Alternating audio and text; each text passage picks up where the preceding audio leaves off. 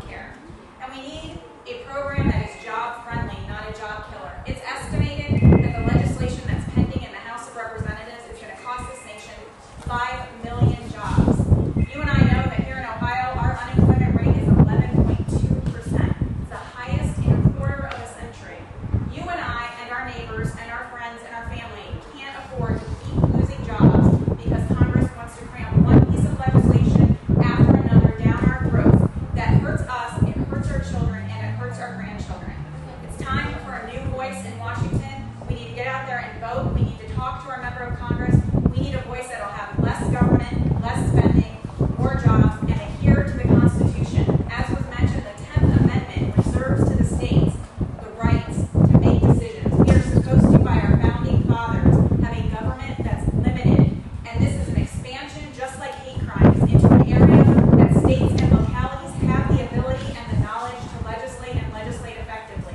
We need to hold our elected officials to their constitutional oath of office, and that includes the 10th Amendment to not expand the federal government into areas it was never meant to be. Thanks so much, and if you have any questions, I'd be happy to take them.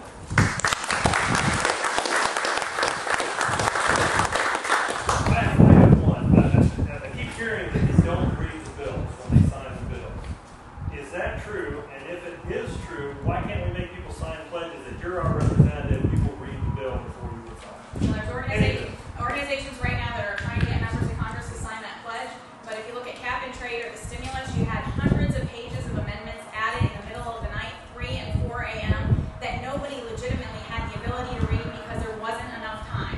Here we at least have the ability for these members of Congress to come home during the August recess and for you to talk to them and tell them, read the bill, know how it's going to impact me and my family and your district. So I would tell you, call your member of Congress and tell them they need to, first and foremost, you can't represent people if you're not reading the legislation in front of them. And don't miss an opportunity to call them, write them, email them, and go to meetings just like this. Exactly. When you do that, I have emailed Ryan over the face. I call daily. I get 4 letters back from Voinovich and from Brown. I get zilch on Zach's face.